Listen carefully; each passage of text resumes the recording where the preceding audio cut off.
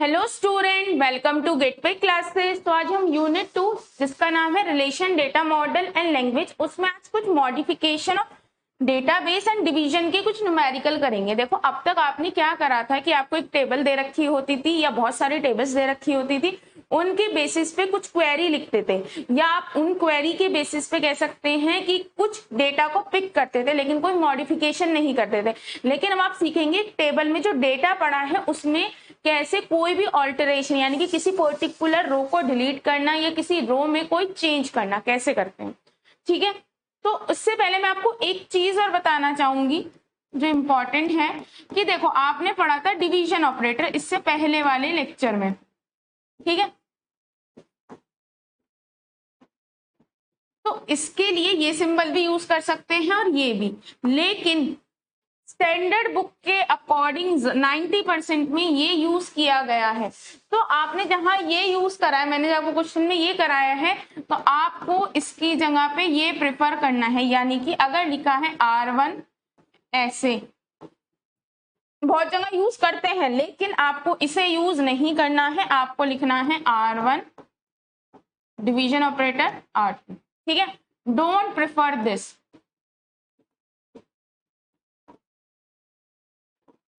ठीक है, करते हैं, बहुत सारी जगह करा हुआ है, ऐसी बात नहीं है, कई जगह करते हैं, लेकिन आपको यही प्रेफर करना है क्योंकि हम कोशिश करते हैं कि स्टैंडर्ड बुक के अकॉर्डिंग ही चले, या तो कोथ या नवाते। ठीक है, उससे क्या होता है, पर मैंने आपको जैसे कई जगह जब मैंने जर्नलाइजेशन और स्पेशलाइजेशन पढ़ाया था तब भी मैंने आपको बताया था कि ये भी यूज करते हैं और ज्यादातर स्टैंडर्ड बुक में ये यूज किया गया है। तो मैं आपको स्टैंडर्ड बुक के अकॉर्डिंग कराती हूँ ताकि वो आपको थ्रू आउट कोई भी आपकी कॉपी चेक करे, या आपके जैसे कह सकते हैं कि जब यूनिवर्सिटी में चेक हो तो कोई प्रॉब्लम ना आए, क्योंकि स्टैंडर्ड बुक को हर कोई प्रेफर करता है।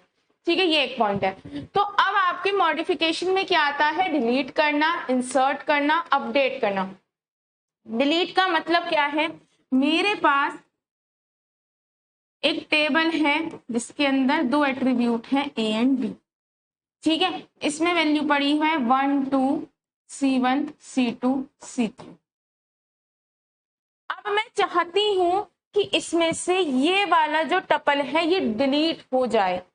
तो सिंपली क्या तरीका है, आप अगर माइनस करते हैं, देखो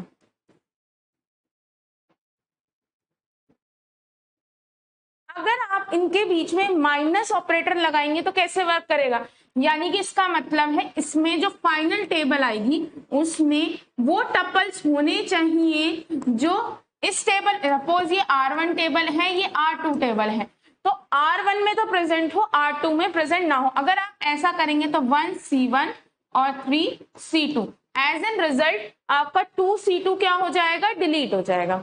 ये ठीक है, यही होता है डिलीशन। यानी कि आप जो हैं, आपकी एक टेबल है R, एक दूसरी XE क्या है, रिलेशनल अलजेब्रा, यानी कि कोई ना कोई आप इनर ज्वाइन, आप कोई आउटर ज्वाइन या कोई भी कैलकुलेशन करोगे, दो टेबल को ज्वाइन करोगे, सिंगल टेबल लोगे, उनसे जो टेबल आएगी उसे मेन वाले टेबल में से जब आप माइनस करोगे तो जो आपको टेबल मिलेगी उसकी मदद से आपका डिलीशन परफॉर्म हो चुकेगा। लेकिन जो E के साथ टेबल आनी चाहिए वो यूनियन कंपैटिबल होनी चाहिए R के साथ। इसका मतलब है ये जो टेबल हो ये R1 की यूनियन कंपैटिबल हो, यानी कि जितने एट्रीब्यूट इसमें हैं उतने ही इसमें होने चाहिए, पहला पॉइंट।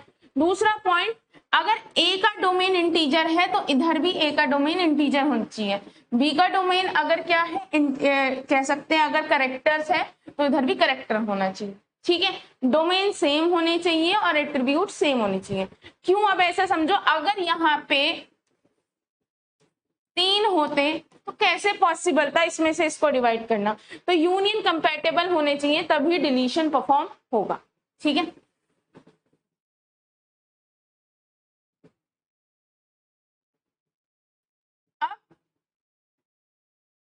इंसर्शन का मतलब क्या है, मेरे पास एक टेबल है जिसमें A B C 3 एट्रीब्यूट्स लगे हुए हैं। ठीक है, अब इनकी कुछ वैल्यू है C1 B1 Z1। C2 B2 Z2। ठीक है, देखो एक चीज समझो, टेबल्स नहीं बनाने के लिए आएंगी, आपको रिलेशनल स्कीमा दे रखा होगा, आपको उसी बेसिस पे क्वेश्चन को सॉल्व करना है। ठीक है, अब क्या है, ये ऑलरेडी डेटा पड़ा हुआ है, मुझे सपोज ये नेम है ना किसी पर्सन का, अब मुझे एक न्यू पर्सन का नेम ऐड करना है। ठीक है, तो एक तरह से ऐसे कह सकते हैं ABC, C3 B3 या B4 और Z5। तो यानी कि अगर मैं यूनियन कर दूंगी इन दोनों का, तो एक तरह से जो न्यू टेबल बन के आएगी, यानी कि ये टेबल, इस टेबल का नाम अगर R है, ये यूनियन E का मतलब है एक रिलेशनल अलजेब्रा। देखो हो सकता है कि आप जो है एक टेबल में की कोई क्वेरी लगाओ, उसकी मदद से आपको ये टेबल मिले। ऐसे सपोज मेरे पास एक टेबल है यूजर, उसमें से मैं क्वेरी लगाऊं जिनका नेम है BCD, उनकी क्वेरी, तो यानी कि ये एक रिलेशनल अलजेब्रा, ये एक टेबल आएगी। हो सकता है ये नॉर्मल टेबल हो, कि मतलब आप पहली ही टेबल का और हो सकता है किसी रिलेशनल अलजेब्रा के थ्रू आपको टेबल मिल रही हो। अब इन दोनों का यूनियन करोगे,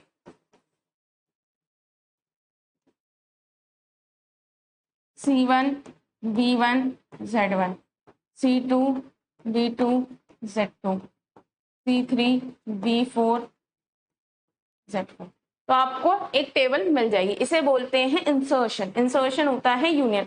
अपडेट करना, अपडेट का मतलब क्या है, देखो सपोज मेरे पास एक टेबल दे रखी है ये, ठीक है, अब इस टेबल में एक और ले लेती हूँ 100।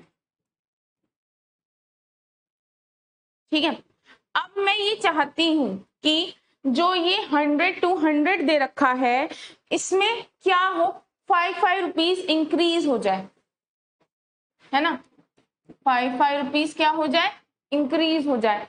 तो मैं अपडेट करना चाहती हूँ, यानी कि पर्टिकुलर एक कॉलम को, यानी कि हर एक टपल को, कहने को तो मैं हर एक टपल को ही अपडेट कर रही हूँ।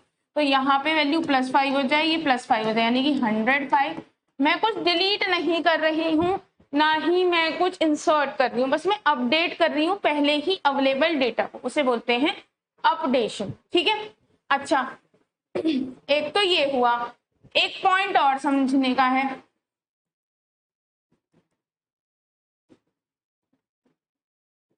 Assignment operator. क्योंकि देखो ये ऐसे ऑपरेटर नहीं है जिन्हें अलग से समझाया जाए, क्वेश्चन के साथ ही समझ आए। असाइन करना, देखो सपोज मेरे पास एक टेबल है A, दूसरी टेबल है B, उन दोनों का यूनियन करके फाइनल रिजल्ट में किस में डाल रही हूँ, A में, इसे बोलते हैं असाइनमेंट ऑपरेटर। ठीक है, बस इतना ही है आपका इसमें। ये भी एक तरह का ड्राइव्ड ऑपरेटर होता है। मैं लास्ट में जितने भी ऑपरेटर्स करा दूंगी, मतलब अब सारे हो चुके हैं इसके बाद, अब इसके हम टप्पल और रिलेशनल कैलकुलस पे चलेंगे। देखो ये यूनिट थोड़ी सी लेंदी इसलिए हो रही है, मुझे पता है लगेगा, लेकिन इसमें क्या है, अगर मैं आपको क्वेश्चंस नहीं कराऊंगी, या ये कह सकते हैं कि ये यूनिट में काफी चीजें, देखो रिलेशनल टपल, एल्जेब्रिक टपल, आपका टपल कैलकुलस, रिलेशनल एल्जेब्रा, आपकी एसक्यूएल, 4 चीजें एक तरह से 2 यूनिट को मिलके एक यूनिट बना दी है। तो थोड़ा सा ये यूनिट लंबी है, बाकी यूनिट जो है नॉर्मल रहेंगी, आपको ज्यादा दिक्कत नहीं आएगी। मेन ये है, ये क्या है, अलग अलग 2 यूनिट होनी चाहिए थी, बट इन्होंने एक में ही मर्ज कर दिया। और आपको पता है एसक्यूएल खुद एक प्रोग्रामिंग लैंग्वेज है, तो वो थोड़ा सा इस वजह से है, अदरवाइज आपका बाकी यूनिट्स बहुत स्मूथली कवर अप हो जाएंगी, बस यही थोड़ा सा लेंदी पड़ेगी यूनिट। अब देखो आपको ये दे रखा है डेटा, अब आपसे क्या बोला गया है, बोरो टेबल में जितना भी डेटा है सारा रिमूव कर दो। अच्छा अब ये कैसे होगा, देखो मेरे पास एक टेबल है बोरो,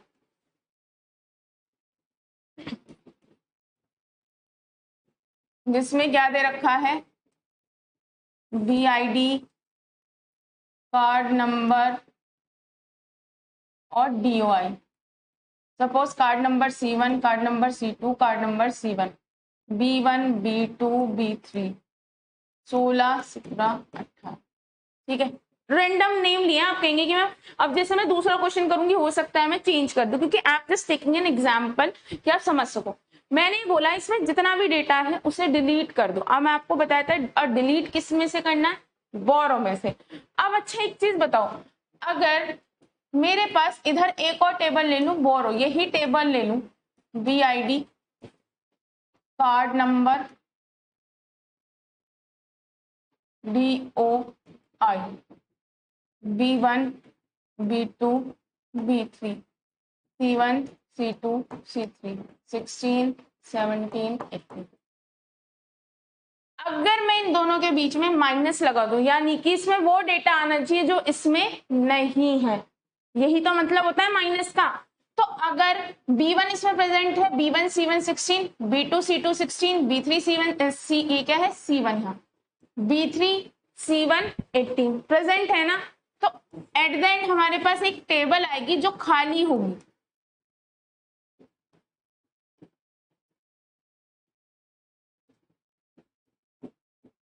यानी कि अगर बोरो में से बोरो टेबल को ही सब्ट्रैक्ट कर दूं तो जो मेन डेटा है बोरो टेबल में वो सारा डिलीट हो जाएगा। तो क्वेरी क्या आएगी, बोरो में से सॉरी थोड़ा सा थ्रोट का हो रहा है, बोरो में से अगर आप बोरो को ही सब्ट्रैक्ट कर दोगे तो एट द एंड जो आपको और ये असाइनमेंट क्या कर रहा है, बोरो में से बोरो को सब्ट्रैक्ट करके जो एक टेबल मिलेगी, जो खाली टेबल मिलेगी, उसे इस वाली टेबल में ही इंसर्ट कर दो, यानी कि सारा डेटा बोरो टेबल से डिलीट हो गया। ठीक है, अब अगला क्वेश्चन है आपका, आपको डिलीट करनी है सारी एंट्रीज। क्या है आपका क्वेश्चन, आपको डिलीट करनी है सारी एंट्रीज, जितनी भी एंट्रीज हैं बोरो टेबल से, कौन सी, जिनका कार्ड नंबर C101 है। अब कार्ड नंबर ये है, ठीक है। अब आपको जिस सारी एंट्री डिलीट करनी है बोरो रिलेशन से जिसका कार्ड नंबर क्या है C101। अब अच्छा एक चीज देखो, मेरे पास एक टेबल दे रखी है बोरो की, बोरो, ठीक है। अब आप कहेंगे मैम यहाँ पे आपने कार्ड नंबर चेंज किया, देखो मैं एक एग्जांपल ले रही हूँ, आई एम रिपीटिंग, ये कोई वैल्यू नहीं है, ये सिर्फ समझाने के लिए है। कार्ड नंबर और DOI, अब कार्ड नंबर कौन सा दे रखा है C101, C101, C3, C4 ऐसे दे रखा है इसने, बुक 1, बुक 2, बुक 3, बुक 1, 16, 17, 18।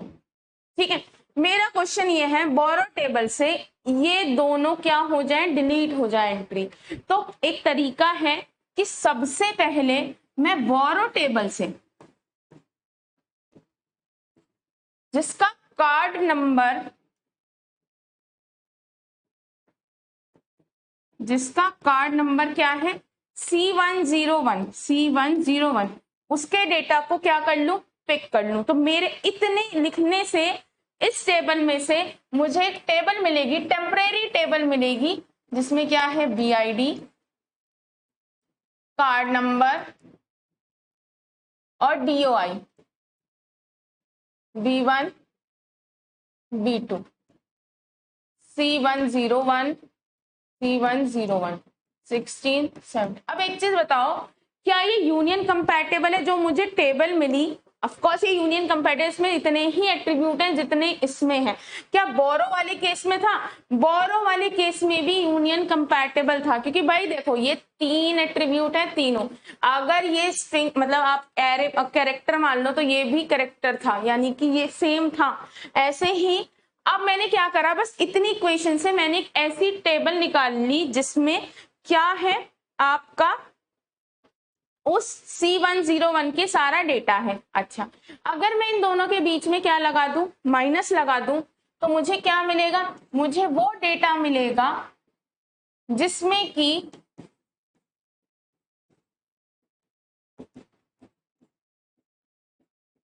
यानी कि इसमें वो डेटा होना चाहिए जो इस टेबल में नहीं है, माइनस का मतलब यही होता है।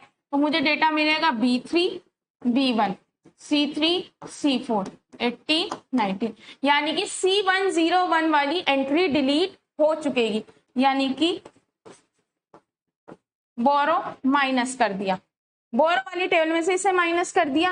अब क्या करना है, ये जो सारा डेटा आया है इसको फाइनली किस में डाल दो, बोरो टेबल में दोबारा से डाल दो। यानी कि मेरी ये टेबल में ये वाला डेटा डल जाएगा और इस टेबल से आपका ये दोनों डेटा क्या हो जाएंगे, डिलीट हो जाएंगे। तो ये आपका क्वेश्चन कंप्लीट हुआ। देखो जब आपको क्वेरी लिखनी आ जाएंगी तो क्वेश्चन 2 मिनट के हैं, क्वेश्चन में तो कुछ है ही नहीं, मेन जो है कि आपको ये समझ आए। ठीक है, अब क्या है, एबीसी, जो एबीसी पर्सन है, एबीसी पर्सन ने क्या करा है, सारी बुक्स जितनी भी हैं रिटर्न कर दी। तो आपको इसमें से क्या निकालना है, आपको बोरो वाली टेबल से एबीसी की जो एंट्री है, क्योंकि बोरो टेबल में क्या दे रखी कि एबीसी ने कौन कौन सी बुक बोरो कर रखी है, वो सारी क्या हो जाएंगी, डिलीट हो जाएंगी। अब देखो एबीसी उसका कार्ड नंबर, लेकिन उसने कौन कौन सी बुक कैरी कर रखी है वो कैसे निकलेगा।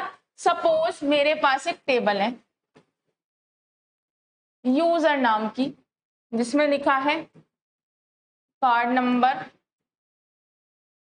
Name, city, ABC, card number C1 और सिटी दिल्ली।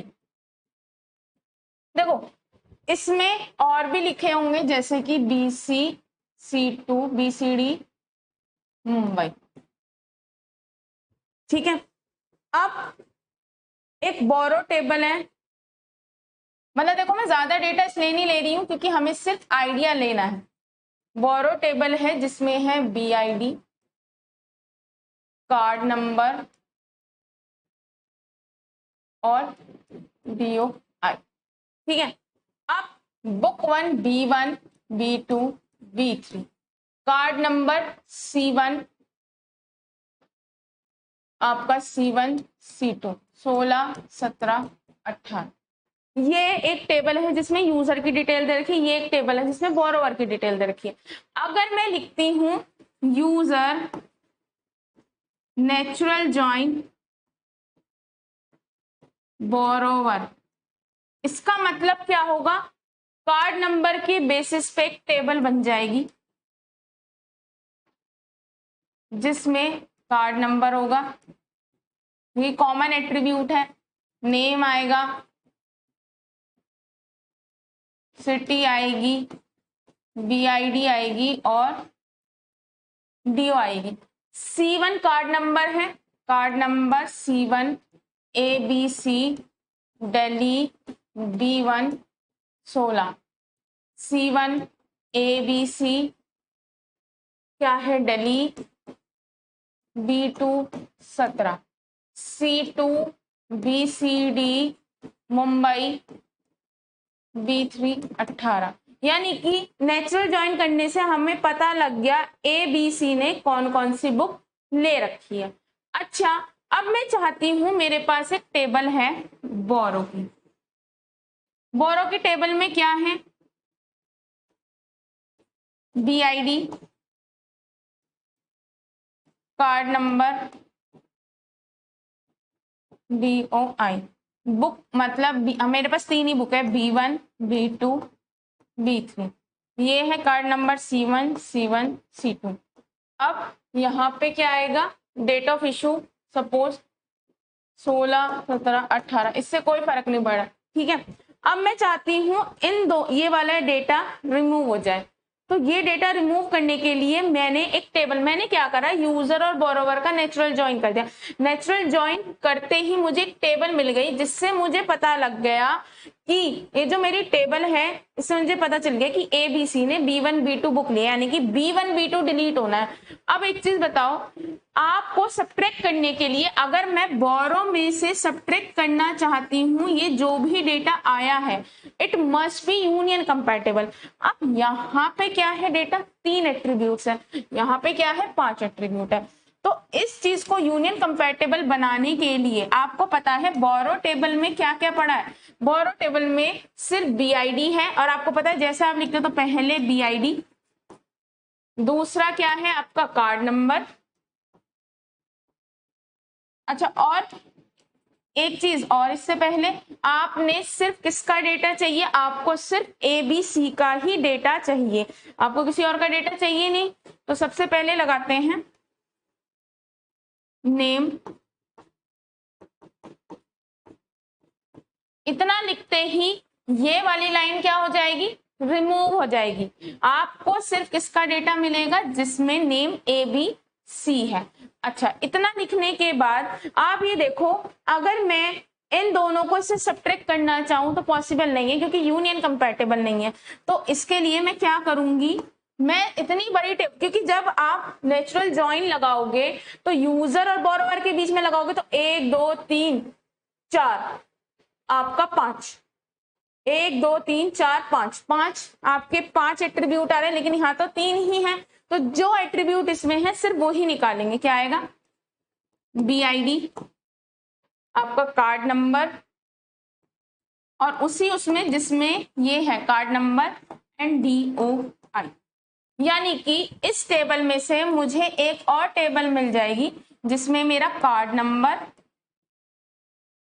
सॉरी पहले आएगा, अच्छा पहले आएगा BID, card number, date of issue. BID क्या है, B1 B2, कार्ड नंबर क्या है C1, और क्या है आपका डेट ऑफ इशू 16/7।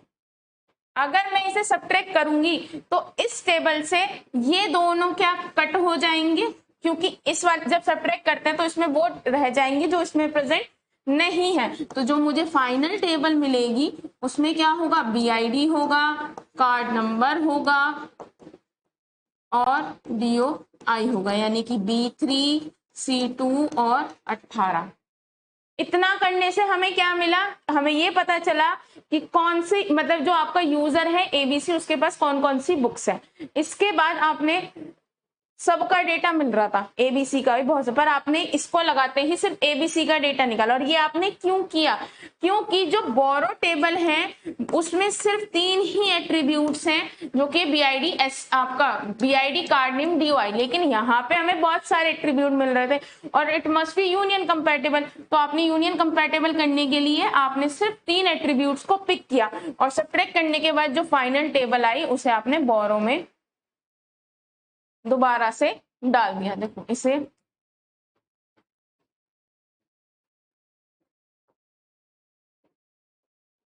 ठीक है, तो ये आपकी इक्वेशन बन गई। जब आपको प्रैक्टिस हो जाएगी तो आपको टेबल भी लिखने की जरूरत नहीं पड़ेगी। ठीक है, अब अगला क्वेश्चन चलते हैं। ABC has return all the DBMS book, यानी कि ABC पर्सन ने, नाम कहां से मिलेगा, यहां से, टाइटल यहां से मिलेगा। अब यूजर और बुक को आप डायरेक्टली कनेक्ट नहीं कर सकते।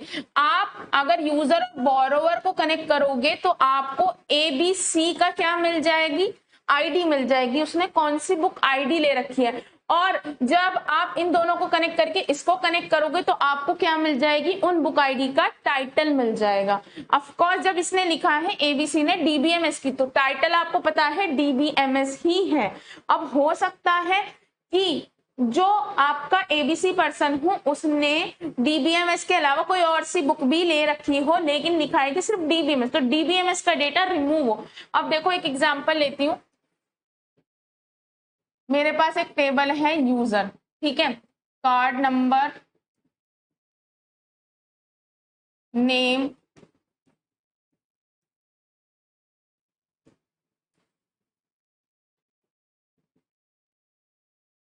सिटी। अब कार्ड नंबर C1 C2, ज्यादा नाम नहीं लेते हैं, आपका नेम है कौन सा, एक तो ABC और एक BCD, सिटी दिल्ली मुंबई। ठीक है, अब मैंने बोरो के साथ कनेक्ट किया,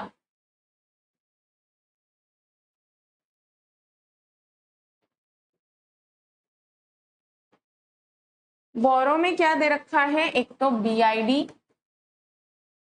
एक कार्ड नंबर, DOI। ठीक है, अब जो आपका card number C1 C2, book number 1, book number 2, book number 3, ठीक है, इनका डेट ऑफ इशू क्या है? 16, 17, 18, कुछ भी रैंडम लिखिए। अगर मैं सिर्फ क्या लिखती हूं, यूजर एंड बोरो के बीच में क्या करती हूं, मैं नेचुरल ज्वाइन करती हूं, तो मुझे पता लग जाएगा किस पर्सन ने कौन सी बुक आईडी ली है। यानी कि अगर इनके बीच में नेचुरल ज्वाइन करती हूं तो मेरे पास एक टेबल मिलेगी जिसमें क्या आएगा? एट्रीब्यूट। एक तो कार्ड नंबर आ जाएगा, नेम आएगा, सिटी आएगा, BID आएगी, कार्ड नंबर कॉमन है एक बार आएगा, और DOI आएगी। C1 ABC दिल्ली B1 16, क्योंकि C1 कॉमन है, C1 ABC दिल्ली B2, ठीक है, और यहाँ पे आएगी 17। अब C2 BCD मुंबई, यहाँ पे क्या है? B3 18। यानी कि मुझे इस से करने से पता लग गया कि ABC ने बुक B1 और B2 ले रखी है। अब मेरे पास एक टेबल है बुक नाम की। अगर मैं इसका नेचुरल ज्वाइन करती हूं बुक के साथ, ठीक है, अब मेरे पास बुक नाम की एक टेबल है। ठीक है, आपकी मर्जी है, आप पहले किसी को भी किसी के साथ कर सकते हैं। तो मैंने बुक में क्या है? BID, टाइटल,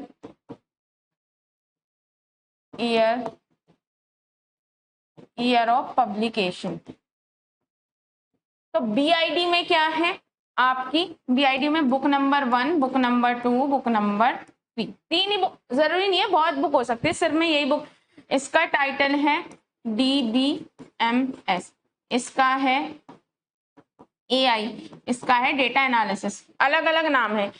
आपका क्या था? ईयर ऑफ पब्लिकेशन, ये एक ही है ना, ईयर ऑफ पब्लिकेशन PUB 2016, 2017, 2018। अगर मैं इनका ज्वाइन करती हूं तो मुझे पता चल जाएगा किस पर्सन ने, जो उसकी बुक आईडी थी, उसने कौन सा टाइटल है। तो यानी कि अगर मैं इनका ज्वाइन करती हूं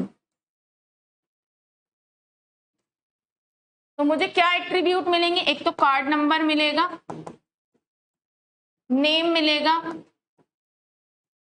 सिटी मिलेगी, BID मिलेगी, डेट ऑफ इशू मिलेगा, टाइटल मिलेगा, और ईयर ऑफ पब्लिकेशन मिलेगा। अब देखो, card number C1, name ABC, city Delhi, BID 1, DOI आपका 16, B1 के साथ टाइटल क्या है? DBMS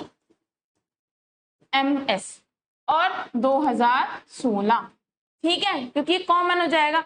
अब C1 ABC, सिटी क्या है? दिल्ली ही है, बुक आईडी B2, उसका डेट ऑफ इशू है 17। अब B आपको पता है B2, इसका जो है टाइटल है AI, और इसमें 2017। अब आया C2 नेम है BCD मुंबई, B3 18, ठीक है, date of issue B3 common है, DA और 2018, ठीक है, मतलब सिंपल, ये तो शॉर्ट में लिख दिया, सॉरी, यहां आप ऐसे लिख लो, ईयर ऑफ पब्लिकेशन में 16, 17, 18।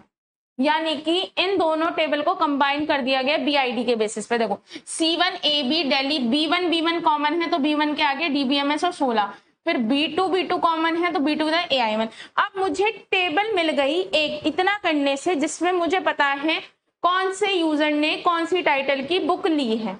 अब मुझे डिलीट क्या करना है? बोरो में से डिलीट करना है। बोरो में कितने एट्रीब्यूट है? 3। अच्छा, और एक चीज बताओ, मुझे किसके बारे में जानना है? सिर्फ ABC। तो अगर मैं लिखती हूं नेम इक्वल टू, स्मॉल में लिखा हुआ है कैपिटल में। हाँ देखो यहाँ पे इतना मत सोचना, ये ABC और स्मॉल से कुछ नहीं हो रहा, ये तो मैं आपको एक एग्जाम्पल के तौर पर बता रही हूँ। ABC, ठीक है। अब यहाँ पे आप इसे कैपिटल बना लो, स्मॉल बना लो, देखो बस इतना याद रखना जो लिखा हुआ है वो ले लेना, ठीक है। It's not a big task. अब आपने सारे टेबल में से सिर्फ किसका डेटा पिक कर रहे हो, जिसमें क्या है ABC है। अब ABC का अच्छा जिसका नाम क्या है ABC है, ABC ने रिटर्न कर दी है सारी बुक, बट ABC की 2 बुक है, साथ में कंडीशन क्या दी है एंड। टाइटल क्या होना चाहिए DBMS। ये दोनों लिखते ही आपके ये दोनों टपल क्या हो जाएंगे, डिलीट हो जाएंगे। आपके पास सिर्फ एक ही टपल बचेगा जिसमें नेम तो ABC है और टाइटल क्या है DBMS। अच्छा जो मुझे ये टेबल मिली, मुझे माइनस किस में से करना है, बोरो में से करना है एट द एंड। मेरा कंसर्न यही है कि मैं बोरो में से माइनस करना चाहती हूँ। बोरो टेबल ये है, बाकी टेबल डिलीट कर देते हैं।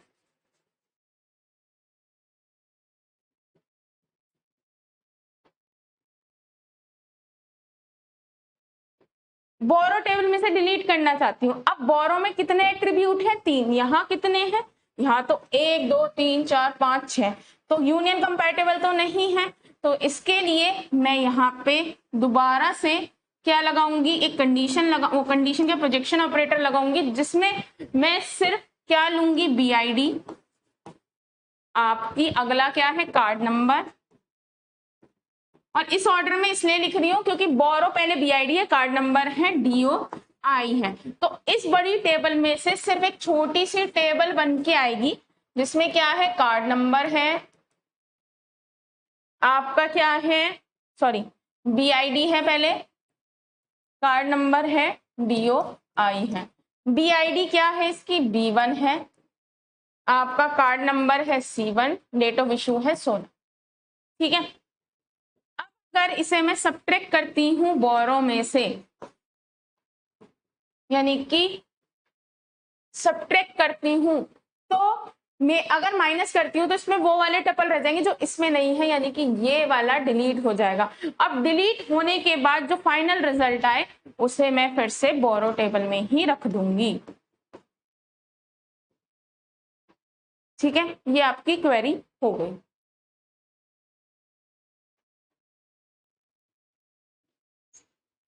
ठीक है। ये हो गया आपका। अब अगला चलते हैं।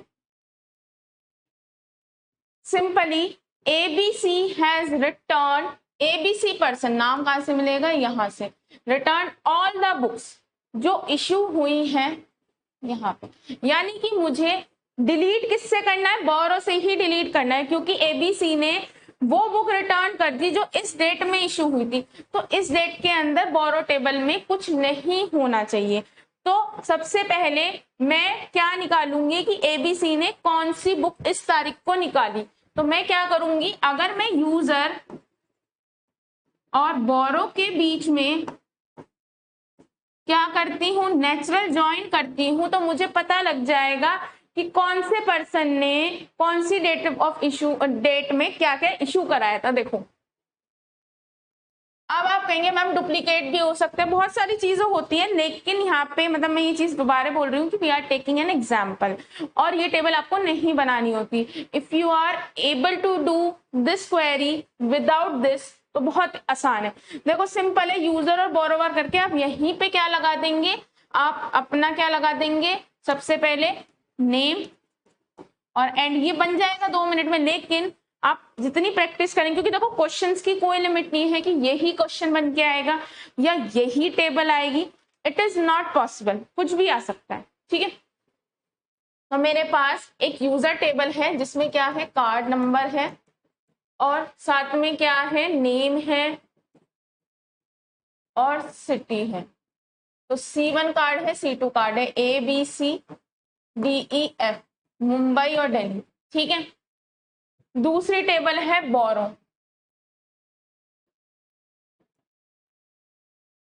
जिसमें है BID, card number, DOI, date of issue. ठीक है, एक चीज देखो, अगर मैं लिखती हूं यहाँ पे बुक नंबर B1 B2 और ले लेते हैं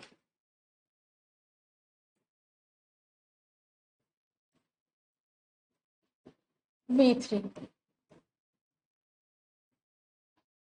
ये है कार्ड नंबर C1 ने, ये कार्ड नंबर C2 ने, ये कार्ड नंबर C3 ने।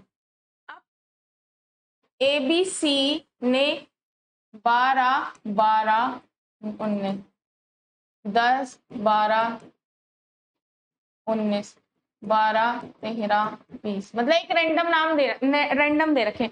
अगर मैं यूजर और बोरोवर के बीच नेचुरल ज्वाइन करती हूँ तो कॉमन एट्रीब्यूट क्या है? कार्ड नंबर, जिसके बेसिस पे मुझे एक टेबल मिलेगी जिसमें होगा कार्ड नंबर,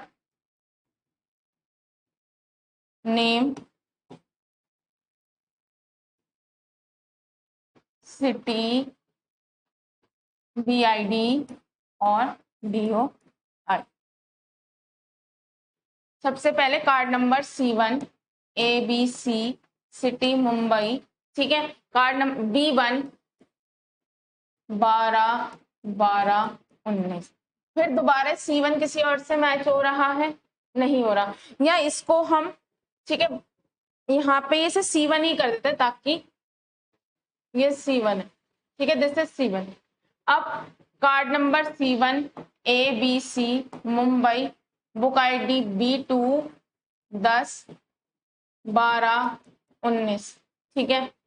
फिर कार्ड C2, नाम क्या है? DEF, कहाँ का है? दिल्ली का। C2 ये है C2, इसे C2 मान लेते हैं, ठीक है। ये एक एग्जाम्पल है, तो यहाँ पे आ जाएगा B3 कब ली है? 12 13 29, क्योंकि ऐसा तो पॉसिबल नहीं है ना कि इसमें 2 है और यहाँ पे कार्ड नंबर 3 पॉसिबल नहीं है। तो अब मुझे पता लग गया कि ABC ने कौन सी डेट में कौन कौन सी क्या ली थी, मतलब ABC क्या, सबकी डिटेल मिल गई, जितने भी पर्सन थे।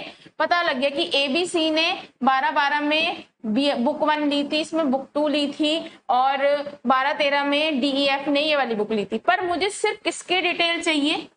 मुझे डिटेल चाहिए जिसका नेम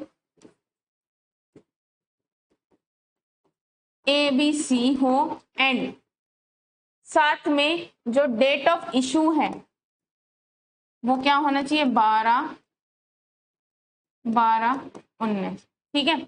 यानी कि इतना करते ही ये दोनों टपल्स हट जाएंगे। क्या मतलब? मुझे एक और टेबल मिलेगी जिसमें सिर्फ ये वाला डेटा होगा, ठीक है। अब मेरा मेन कंसर्न है क्या? कुछ भी करने का मैं चाहती हूँ बोरो टेबल से ये डिलीट हो जाए। अब बोरो टेबल में तो सिर्फ 3 ही एट्रीब्यूट्स हैं, तो मैं उन्हीं 3 एट्रीब्यूट को इस टेबल से पिक करूंगी, क्योंकि क्या होना चाहिए? कंपैटिबल होना चाहिए, यूनियन। तो सबसे पहले BID, कार्ड नंबर और DOI, ठीक है। यानी कि इस टेबल से सिर्फ क्या, ये से रब कर देते हैं बैलेंस। हाँ, इस टेबल से मुझे क्या मिलेगा? कार्ड का पहले BID,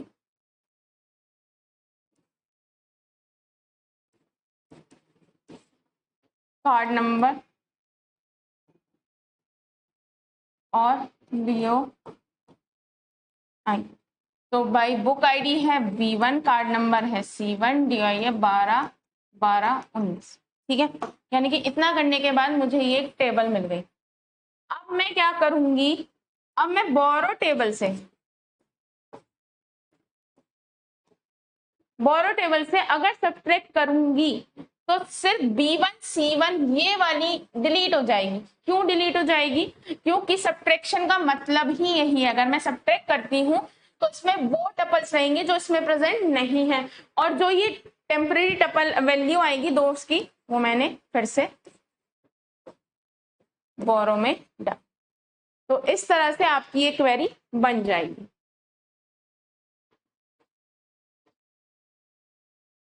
ठीक है। अब आपका अगला आता है delete all the entries of book. आपको बुक्स की एंट्री डिलीट करनी है जिनका प्राइस 1000 से ज्यादा है बुक टेबल में। ठीक है, बुक टेबल से आपको वो सारी बुक्स डिलीट कर देनी है जिनका प्राइस, अब प्राइस कहां से मिलेगा, यहां से। तो अगर मैं बुक और सप्लाई के बीच में नेचुरल ज्वाइन करूंगी तो मुझे पता लग जाएगा कौन से बुक का क्या प्राइस है। तो यहाँ पे मेरे पास एक बुक नाम की टेबल दे रखी है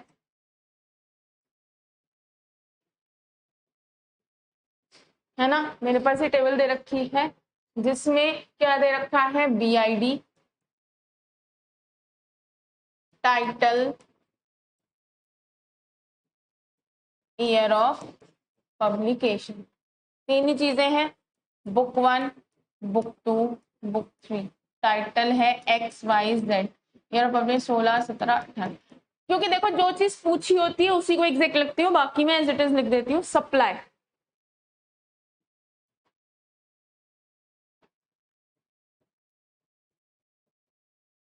सप्लाई में क्या दे रखा है, BID, S name, price, DOS। Book 1, book 2, book 3, इसे XXY, इसका प्राइस 500 है, इसका प्राइस 600 है, इसका प्राइस 1200। डेट ऑफ इशू जो है 19, 20, 21, डेट ऑफ सप्लाई। ठीक है, अगर मैं इन दोनों का यूनियन करती हूँ तो वो यूनियन कह रही हूँ, नेचुरल ज्वाइन करती हूँ, तो अब मुझे क्या मिलेगी, एक न्यू टेबल मिलेगी जिसमें क्या लिखा होगा, book ID, title, year of publication और S name, price, date of supply. अब बुक 1 X16, X बुक को किसने दिया है, S ने, इसकी प्राइस है 500 और date of issue 19। BID title Y है 17। B2 किसने लिए, X ने दिए, इसका प्राइस भी 600 है, कोई दिक्कत नहीं है। ठीक है, अब क्या है, बुक 3, इसका टाइटल है Z, ये पब्लिश हुई है 18 में। अब क्या है आपका B3 ये है, यानी कि Y, आपका ये क्या आएगा 1200 और 21। तो मुझे ये पता चल गया कौन सी बुक की क्या प्राइस है। अब मुझे डिलीट कहाँ करना है, मुझे बोरो बुक में से वो बुक डिलीट करनी है जिसकी प्राइस 1200 है। तो सिर्फ इस टेबल में से वो टपल निकाल लेती हूँ जिसकी प्राइस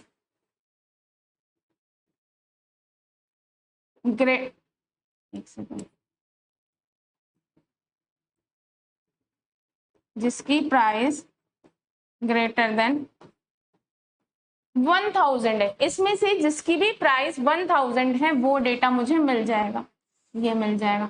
अब एट द एंड मुझे डिलीट किस में से करनी है, बुक टेबल में से डिलीट करनी है। तो बुक टेबल में तो 3 ही एट्रीब्यूट है, यहाँ पे 1, 2, 3, 4, 5, 6 एट्रीब्यूट है। तो इसके लिए मैं क्या करूंगी, यहाँ पे सिर्फ वही एट्रीब्यूट्स निकालूंगी, यानी कि BID आपका टाइटल हो गया,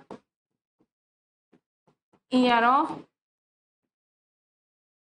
पब्लिकेशन हो गया, इतना करूंगी। अब यानी कि ये जो बड़ी सी टेबल है इसमें से मुझे सिर्फ एक टेबल मिलेगी जिसमें BID लिखी होगी, टाइटल लिखा होगा और ईयर ऑफ पब्लिकेशन, यानी कि B3Z और 18। अब मैं इसे हटा देती हूँ क्योंकि इसकी जरूरत नहीं है। अब अगर मैं सब्ट्रैक्ट करती हूँ इसमें से इसे, यानी कि अगर मैं सब्ट्रैक्ट करती हूँ तो अब ये दोनों यूनियन कंपैटिबल है क्योंकि इसमें भी 3 ही एट्रीब्यूट है इसमें। तो यानी कि B3 वाली जो वो है क्या बोलते हैं टपल है वो रिमूव हो जाएगा और फाइनली मैं बुक में ही लिख दूंगी, जिससे आपको ये पता चलता है कि इस टेबल से आपने वो सारे एट्रीब्यूट डिलीट कर दिए जो कि क्या है आपके जिनकी प्राइस जो है ग्रेटर देन क्या थी 1000 बुक्स की। ठीक है, इसे रब कर देते हैं। तो आपका इस तरह का ये क्वेश्चन हो गया। ठीक है। अब ये आपके क्या हो गए, डिलीशन के जितने भी क्वेश्चंस थे वो सारे मैंने आपको करा दिए। अब आगे चलते हैं आपका इंसर्शन पे, यानी कि आपको इंसर्ट करना है। आपको डिलीशन का समझ आया, इंसर्शन करा दूंगी, फिर आपका क्या आएगा, आपका अपडेशन करना। 3 तो ये हो गए, और मैं आपको डिवीजन के कुछ क्वेश्चंस कराऊंगी, ठीक है, ताकि आपको एक आइडिया लग जाए। अब क्या करना है, इंसर्ट करनी है एंट्री किसमें, बुक में। बुक में एक एंट्री इंसर्ट करनी है, मेरे पास बुक नाम की टेबल है, ठीक है। चलो एक बुक नाम की टेबल ले लेते हैं, उसमें BID, title, year of publication दे रखा है। बुक आईडी क्या है, B1 B2, ठीक है। बुक आईडी B1 103 2 103 ऐसे रैंडम कुछ दे रखी है। Title XY XZ 16 17। आप चाहते हो इस बुक वाली टेबल में क्या हो जाए, एक न्यू टपल ऐड हो जाए। सबसे पहले देखो BID है तो पहले आप लिखोगे 101, फिर इसका टाइटल है तो टाइटल आएगा DBMS, फिर अगला क्या है, ईयर ऑफ पब्लिकेशन Y है। तो आपने बुक टेबल में इस टपल का यूनियन कर दिया। इतना करते ही आपको बस इतना याद रखना है, अगर बुक टेबल का पहला एट्रीब्यूट BID है तो जरूरी नहीं है BID पहले यहाँ लिखें, हाँ जो पहले लिखा है पहले उसे लिखेंगे, फिर जो दूसरा है उसे दूसरा, यानी कि आप पहले DBMS नहीं लिख सकते, क्योंकि पहले जो वैल्यू होगी वो यहाँ पे 101 DBMS और इनका यूनियन करके और ये बुक में पहुंच जाए, ठीक है। और देखो एक चीज और, आपको यहाँ स्मॉल या बिग से कोई मतलब, जो यहाँ लिखा हो, अगर यहाँ पे बुक स्मॉल में है तो आप यहाँ स्मॉल में यूज करेंगे, बोरो बिग में है तो बिग, बस इतना याद रखना है। स्मॉल या वो नहीं करना है, ऐसे कोई प्रॉब्लम नहीं होती, लेकिन अगर किसी को मार्क्स काटने हैं तो वो इसी बेसिस पे भी काट सकता है, ठीक है। अब ABC has issue a book, ABC ने, एक पर्सन है ABC जिसने बुक इशू की इस तारीख को, यानी कि बोरो टेबल में आपके पास एक टेबल थी बोरो,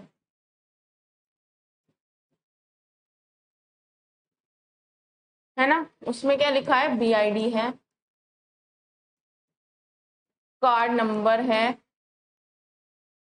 और DOI है, B1 B2 C1 C2 16 17। आप ये चाहते हो इस टेबल में जो है ऑलरेडी देखो अवेलेबल है एक टेबल बोरो, जिसमें हर किसी यूजर ने कौन कौन सी बुक बोरो कर रखी है उसके कार्ड नंबर के साथ अटैच कर रखा है। अब मैं चाहती हूँ जो ABC पर्सन है उसने एक न्यू बुक बोरो की है वो इसमें आ जाए। तो सबसे पहला क्या है, BID दे रखी है B1, ये कई बार पेन ऐसा करता है, B101, ठीक है। अगला उसने क्या बोला, कार्ड नंबर अभी मेरे पास नहीं है, डेट ऑफ इशू भी दे रखा, यानी कि B101, पर मेरे को क्या नहीं दे रखा, ABC का कार्ड नंबर। अब ABC का कार्ड नंबर कहां से मिल सकता है, मुझे ABC का कार्ड नंबर यहां से मिल सकता है। तो मैं क्या करूंगी, ABC का कार्ड नंबर को फाइंड आउट करूंगी। अब देखो ABC का कार्ड नंबर किसमें मिलेगा, यूजर टेबल में। तो सिंपली क्या करो आप, मेरे पास एक टेबल दे रखी है यूजर की, जिसमें क्या दे रखा है, कार्ड नंबर, नेम और सिटी, ठीक है। अब आपने यूजर में कार्ड नंबर, नेम और सिटी, कार्ड नंबर है C1, कार्ड नंबर है C2, ठीक है, ABCDEF ALPL, कोई भी सिटी नाम दे दिया। अब मुझे इस यूजर टेबल में से किसका कार्ड नंबर चाहिए, ABC का, तो मैं लिखूंगी यूजर टेबल, उसमें जिसका नाम ए बी सी है उसका क्या दे दो,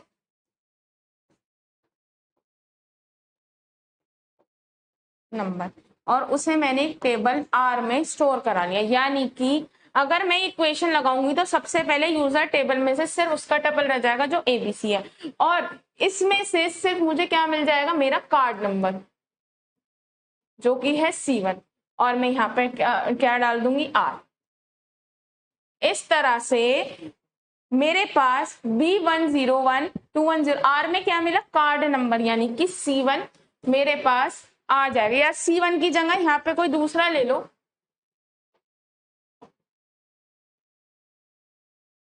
हाँ C1 है, ठीक है, कोई दिक्कत नहीं है। तो नई बुक ली है जिसका नाम B10, वो किसने लिए है, C1 ने। तो इस तरह से आपको आपका कार्ड नंबर मिल जाएगा। ये भी इंसर्शन यानी कि इंसर्ट करा। अब देखो इन पे ना बहुत रेयर क्वेश्चंस आते हैं, मतलब ज्यादा नहीं आए, जो जितने भी ज्यादातर क्वेश्चन आते हैं वो आएंगे आपके जॉइंट्स पे ज्यादातर, ठीक है, या फिर आप कह लो डिवीजन पे एक आध आ जाता है। मैं डिवीजन के क्वेश्चन कल कराए थे, आज भी कराऊंगी, बस ज्यादातर क्वेश्चन इन पे ही आते हैं, ठीक है। ये मॉडिफिकेशन ये तब आता है जब पेपर को काफी ज्यादा बच्चे को, देखो हार्ड कुछ नहीं है इसमें, बट ज्यादातर क्या होता है, मतलब 90% ये वाला टॉपिक छोड़ दिया जाता है क्योंकि बहुत रेयर आता है, मतलब ऐसा समझ लो 2 या 3 साल में एक बार। लेकिन रिलेशनल अलजेब्रा से क्वेश्चन तो हर साल आएगा, आप समझो 7 मार्क्स का क्वेश्चन आएगा। लेकिन अब ये वाला टॉपिक भाई इसमें वो कार्टेशियन प्रोडक्ट ये सब दे सकते हैं, ये कम देते हैं। लेकिन आने को जब आता है पेपर को हार्ड बनाना है तो हार्ड कुछ नहीं है, बस वो ये दे देंगे ताकि बच्चा जो है थोड़ा सा कंफ्यूज हो जाए और वो गलत कर दे, ठीक है। अब क्या बोला गया है, आपको 5% डिस्काउंट करना है ऑल बुक्स पे, जितनी भी बुक्स हैं उन पे क्या करना है, डिस्काउंट। अब प्राइस कहां से मिलेगा, यहां से मिलेगा। तो आप क्या करोगे, देखो सप्लाई टेबल से BID आप दोबारा से पिक करोगे सब, एस नेम। अब 5% डिस्काउंट का मतलब है 0.95 मल्टीप्लाई कर दिया, है ना।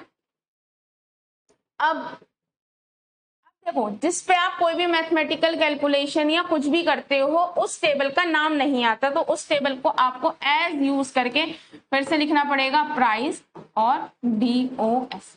यानी कि मेरे पास अगर टेबल थी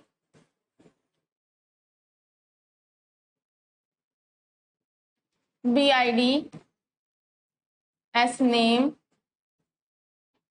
प्राइस और DOS, डेट ऑफ इशू, एक टेबल थी जो प्राइस था उसमें 5% का डिस्काउंट होके मिल जाएगा। देखो मैंने क्या करा, इस टेबल से दोबारा से क्या एट्रीब्यूट पिक किए, सारे एट्रीब्यूट पिक करे, सिर्फ एक जो प्राइस वाला जो एट्रीब्यूट है उसमें 5% का डिस्काउंट कर दे, डिस्काउंट का मतलब 0.95, ठीक है, मल्टीप्लाई कर दी एस प्राइस और DOS। एंड आई थिंक ये तो आपको पता होगा 5% डिस्काउंट, क्योंकि देखो ये तो मैथ से आप परसेंटेज करके आए, ठीक है। तो यहाँ पे अगर 6% होता तो उसी के अकॉर्डिंग निकाल लेते हैं। अब यहाँ पे फिर से किसमें डाल दिया, सप्लाई टेबल, यानी कि मैंने सारे एट्रीब्यूट पिक कर लिए, सिर्फ कौन से एट्रीब्यूट में चेंज किया, प्राइस में। अगर आप यहाँ पे एज प्राइस नहीं लिखते तो दोबारा से एक टेबल आती, सप्लाई में ही सारा डलता, BID, एस नेम, DOS, पर इस टेबल इसमें सारी प्राइस चेंज होके आ जाते, पर इसका टेबल का नाम नहीं आता क्योंकि आपने इसमें कोई भी मैथमेटिकल कैलकुलेशन की। जब आप ऐसा करते हो तो आपको जो है चेंज करके देना होता है नहीं, ठीक है, मतलब यहाँ पे लिखना पड़ता है एज प्राइस। तो ये क्वेश्चन है जिसमें आप क्या कर रहे हो, अपडेशन कर रहे हो, कुछ डिलीट नहीं कर रहे हो, किसी पर्टिकुलर उसमें अपडेट कर रहे हो। अब कहने का है ये टपल बाय टपल हुआ क्योंकि हर एक टपल में अपडेशन हुआ, बट वो किस पर्टिकुलर एट्रीब्यूट में रहा, ठीक है। अब एक और क्वेश्चन दे रखा है आपको, आपसे क्या बोला गया है कि आपको 5% डिस्काउंट देना है सारी बुक्स पे, आपको क्या देना, 5% डिस्काउंट सब बुक्स पे जो कि सप्लाई की गई हैं किसके थ्रू, आपके 1000, मतलब आपको सिर्फ उन बुक्स पे डिस्काउंट देना है जो बुक्स जो है एबीसी के थ्रू सप्लाई की गई हैं, और आपको क्या करना है, जिनका प्राइस 1000 से नीचे, यानी कि उन बुक्स में कोई चेंज नहीं आना है जो एबीसी के थ्रू सप्लाई नहीं की गई है और जिनका प्राइस 1000 से ज्यादा नहीं है। अब देखो मैं इसको समझाती हूँ ये कैसे लिखा जाएगा।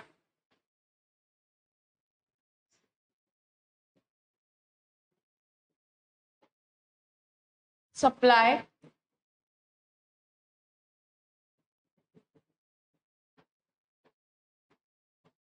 S name price date of issue, ठीक है। अब book ID B1 B2 B3 B4।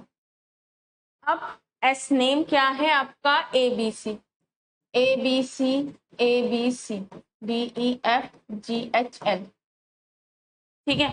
अब प्राइस जिनका 1000 1200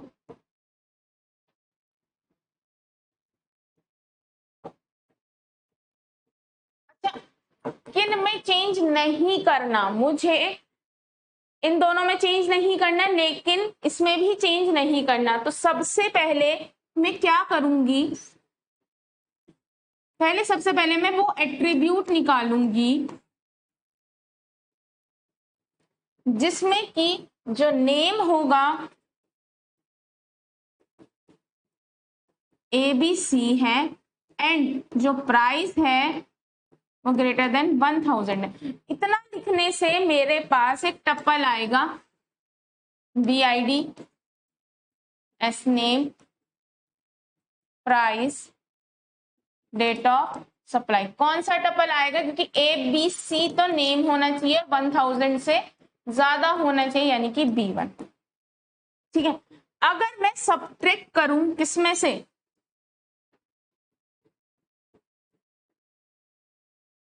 सप्लाई टेबल में से, ठीक है। अगर मैं अभी मैंने कुछ नहीं करा, इतना करूं तो मेरे पास, अगर इस टेबल में से ये टेबल सब्ट्रैक्ट करूं तो मुझे मेरे पास एक अभी फाइनल टेबल में कुछ नहीं हो रहा, फाइनल टेबल यही है। इस टेबल में क्या आ जाएगा, एक टेम्परेरी टेबल बन के आ जाएगी BID S name price and DOS B1 B2 sorry B2 B3 B4 ABC DEFGHL 1000 2000 300 17 18 12। मेरे पास इतना करने से वो टेबल आ जाएगी जिसमें वो सारे सप्लायर हैं, ना तो वो 1000 से ज्यादा ना ABC, मतलब ABC तो है पर दोनों कंडीशन सेटिस्फाई नहीं हो रही, तो यानी कि ये वो टेबल बन गई। इसमें कोई चेंज नहीं होना, चेंज सिर्फ इस टेबल में होना है, ठीक है। तो अब मेरे पास ये वाली टेबल है, तो अब क्या करूंगी, यही चीज को नीचे लिख दो, मतलब ये आपने करा।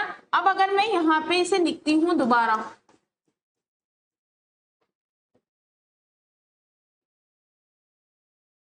नेम ABC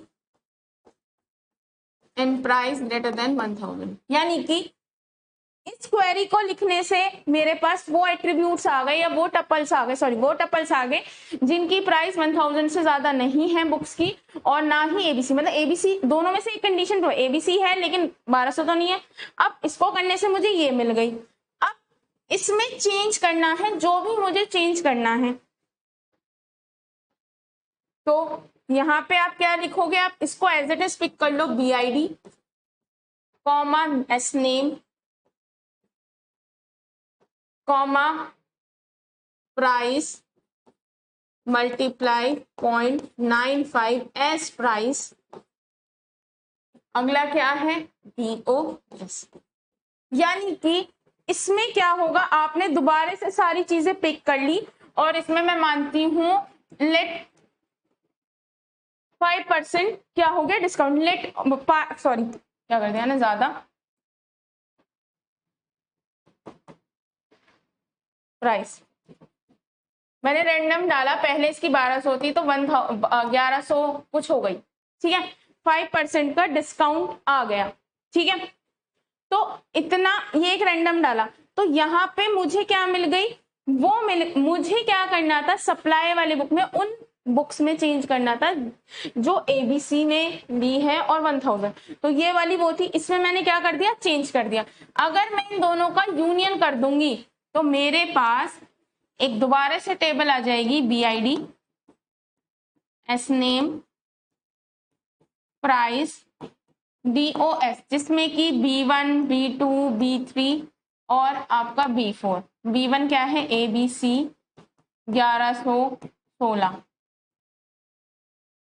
ABCDEFGHL, यानी कि सारा डेटा आ जाएगा। यानी कि एक तरह से आपने इसमें क्या किया, इसका काम क्या था कि वो वाले एट्रीब्यूट्स हटा देना जो नीडेड नहीं है, क्योंकि जिनमें चेंज नहीं होना, जिसमें चेंज होना था उसे दोबारा से पिक किया और उसमें चेंज कर दिया।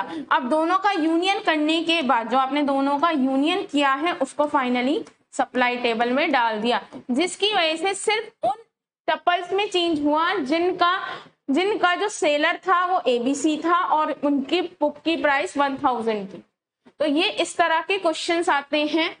देखो ये ज्यादा हार्ड क्वेश्चन नहीं है, बहुत इजी क्वेश्चन है, बट ये बस बच्चे को कंफ्यूज करने के लिए यूज करते हैं ताकि बच्चा थोड़ा सा परेशान। तो अगला क्वेश्चन आपने यहाँ कर लिया। अब अगला क्वेश्चन हम चलते हैं। आपको सप्लायर का नेम निकालना है जिन्होंने सप्लाई की है बुक जो कि इशू हुई है ABC की। यानी कि देखो ABC ने कुछ बुक्स ली होंगी, सपोज मेरे पास ABC एक पर्सन है जिसने B1, B2, B3, B4। आपको find the name of that supplier who issue all the book. यानी कि ऐसा भी हो सकता है कि उसके पास जो ये 4 बुक्स हैं वो डिफरेंट किसके थ्रू हो, सप्लायर के थ्रू हो। लेकिन इस सिचुएशन में ये बोला गया कि इसके पास अगर चारों बुक्स हैं तो वो चारों बुक्स लेट एक्स से ली गई है, तो उसका नाम निकालो। जहां पे ऑल यूज हो जाए, देखो इंसर्ट में नहीं, डिलीट में नहीं, जब इस तरह से ऑल यूज हो तो कहीं ना कहीं डिवीजन यूज होता है। अब देखो ये क्वेश्चन ना थोड़ा सा आपको अटपटा लगेगा। आपसे बोला गया है ABC ने कुछ बुक ली है, B1, B2, B3, B4। तो सबसे पहले हमारा काम क्या है, ABC की आपकी बुक ID निकालना। पहले ये छोड़ो, क्या रहा है, ABC ने कौन कौन सी बुक ली है। अब यूजर का नेम तो यहां से मिलेगा और बुक ID यहां से मिलेगी, है ना। उसने कौन कौन सी बुक बोरो की है। तो पहले हमें अभी ये छोड़ो, सिर्फ सबसे पहले निकालो कि भाई मुझे फाइंड आउट करनी है कि सप्लायर ने, मतलब AB कौन से सप्लायर ने ABC को बुक दी है। अब सप्लायर को हम कनेक्ट BID के थ्रू ही कर सकते हैं। तो सबसे पहले ABC ने कौन सी बुक ली है उसकी बुक ID निकालते हैं। तो मेरे पास एक टेबल है यूजर नाम की, जिसमें क्या दे रखा है, कार्ड नंबर, है ना, नेम, और क्या दे रखी है, सिटी। मेरे पास कार्ड नंबर 1, कार्ड नंबर 2, ठीक है। अब जो नेम है ABC DEF L और M, ठीक है। बाकी वो चीजें हम ऐसी रखते हैं जो नीडेड होती है सिर्फ उससे। बोरो BID, card number DOI, B1, B2, B3। अब अगर मैं लिखती हूँ card number C1, C2, C3, 16, 17। अगर मैं इन दोनों के बीच में क्या लगाती हूँ, मैं लिखती हूँ बोरो, यूजर, और बोरो के बीच में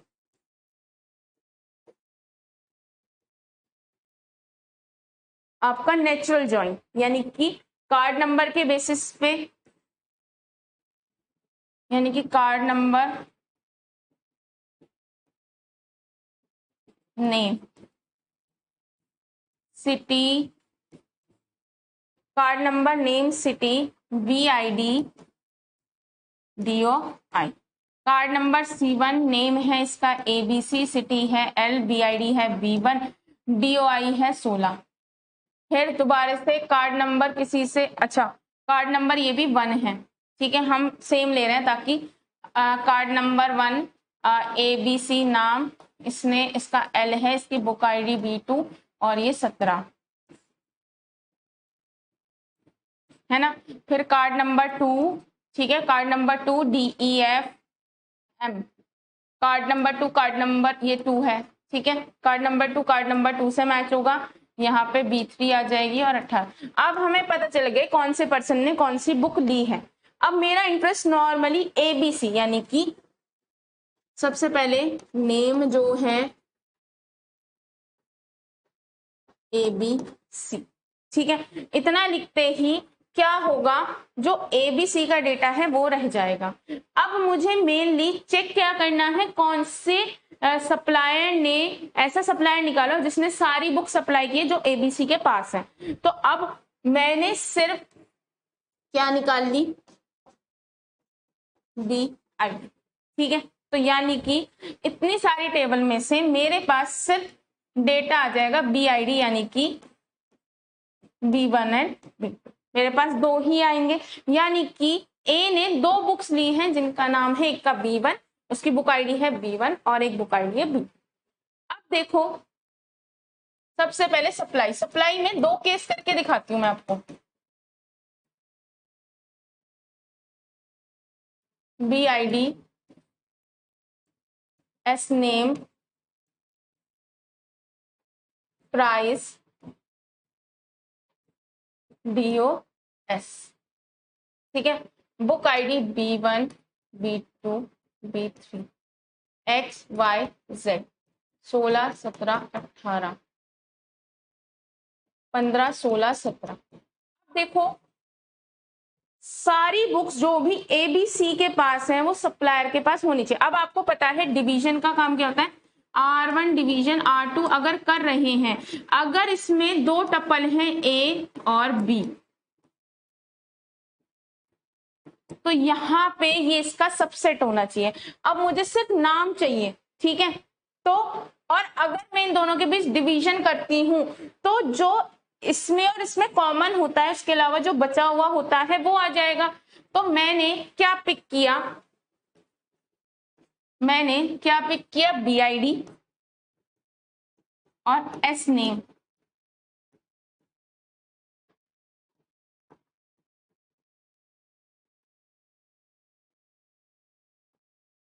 ठीक है, डिवीजन लगाए। अगर मैं इतना ही करती हूं और अब इस केस में देखा जाए BID और S नेम,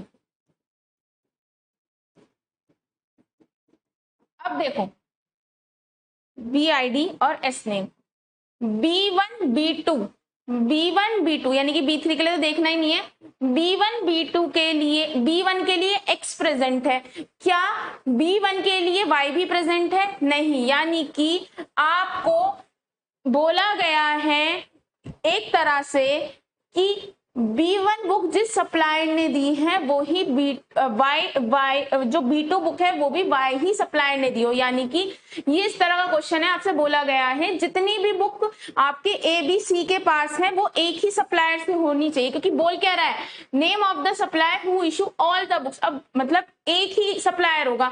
अब अगर ऐसा केस होगा तो कुछ भी आउटपुट नहीं आएगा, क्योंकि B1 बुक किसने सप्लाई की है, X ने, B2 बुक किसने सप्लाई की है, Y ने। लेकिन अगर मैं यहाँ पे X लिख दूंगी, ठीक है, दोनों X हैं, तो B1 के लिए X प्रेजेंट है तो B2 के लिए भी X प्रेजेंट है, तो आउटपुट आ जाएगा आपका X, यानी कि सप्लायर का नेम आ जाएगा X।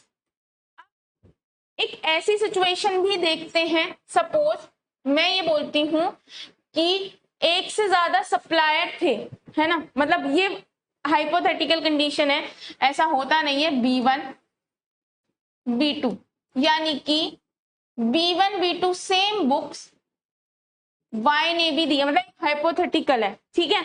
तो अगर ऐसा होता तो यहाँ पे B1 B2 के लिए भी Y आ जाता, यानी कि B1 B2 के लिए X प्रेजेंट है, B1 B2 के लिए Y भी प्रेजेंट है, यानी कि जितनी भी बुक्स हैं वो X और Y दोनों सप्लायर ने दी हैं। ऐसा होगा नहीं, पर मैं आपको बताना चाह रही हूँ कि अगर P1 के लिए X प्रेजेंट है तो B2 के लिए भी X प्रेजेंट होना चाहिए, क्योंकि ये बोल रहा है कि जितने भी सप्लायर्स हैं उनमें से सिर्फ एक ही सप्लायर होगा जिसने सारी बुक सप्लाई की होगी। जहां पे ऑल आ जाए वहां आपको डिवीजन यूज करना होता है। ये आपका एक तरह से मतलब ये आपको मैं समझती हूँ ये क्वेश्चन थोड़ा सा परेशान करता है, लेकिन जब आप क्वेश्चन प्रैक्टिस करेंगे तो ये आपको समझ आएगा। देखो डिवीजन में सिंपल सा एट द एंड आपको क्या करना है, जो डिवीजन होता है वो कैसे होता है। डिवीजन का रूल ही यही है कि मेरे पास दो एट्रीब्यूट्स हैं ए एंड बी। R1 की डिग्री क्या है 2, यानी कि इसमें क्या है ए और बी। इसमें R2 की डिग्री है, इसमें सिर्फ है ए की वैल्यू अगर मैंने डाली है 1 और 2, तो 1 2 के लिए x है, 1 2 के लिए y है, 1 के लिए z है, 2 के लिए w है और 1 के लिए q है, 2 के लिए w है। तो अब देखो मुझे देखना क्या है, मेरे को अगर R1 डिवीजन R2 करूंगी तो पहली कंडीशन तो ये होनी चाहिए ये इसका सबसेट हो। ये इसका सबसेट था क्योंकि इसमें BID थी, BID नेम था, और जो फाइनल रिजल्ट आएगा उसमें वो एट्रीब्यूट आएगा जो इन दोनों में नहीं होगा। अब भाई इन दोनों में क्या नहीं है, बी नहीं है, यानी कि जो डिग्री माइनस करते हैं, यानी कि अगर आप बात करें कि ये इसकी डिग्री z है तो z माइनस के, इसकी डिग्री में क्या था, डिग्री मतलब एट्रीब्यूट्स ए एंड बी, इसकी डिग्री में क्या है ए, तो आंसर क्या आएगा बी। अब ये है 1 और 2, 1 2 x के लिए प्रेजेंट है, हाँ 1 2 y के लिए प्रेजेंट है, हाँ 1 के लिए z प्रेजेंट है, क्या 2 के लिए नहीं है, w के लिए 2 भी प्रेजेंट है और ये 1 भी प्रेजेंट है, तो w ठीक है, यानी कि x y से। अब अगला क्वेश्चन करते हैं डिवीजन का। देखो मुझे पता है जो डिवीजन होता है वो थोड़ा सा कंफ्यूजिंग होता है।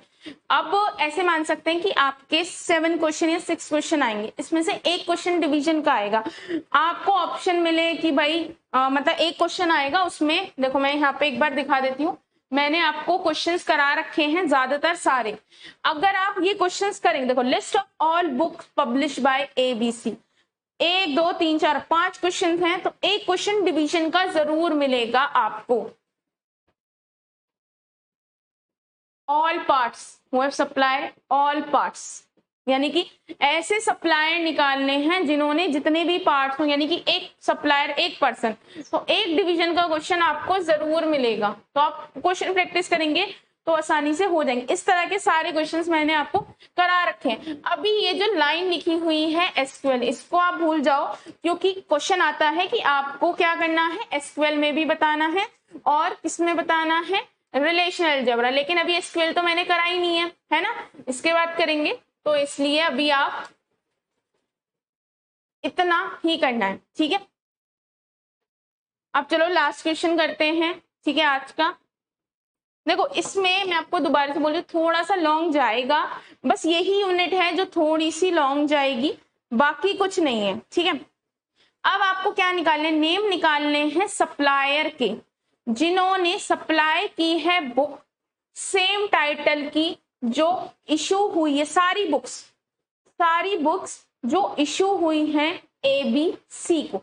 सबसे पहले हम टाइटल निकाल लेते हैं, भाई जो दे रखा हो जिसकी निकालनी है। सबसे पहले क्या बोले, find the name of the supplier who have issue all the books of same title issue to ABC।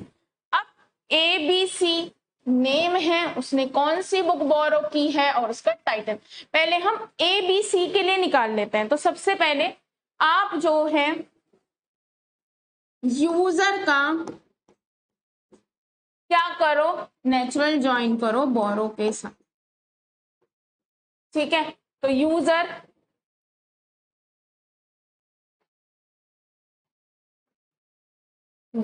Card number,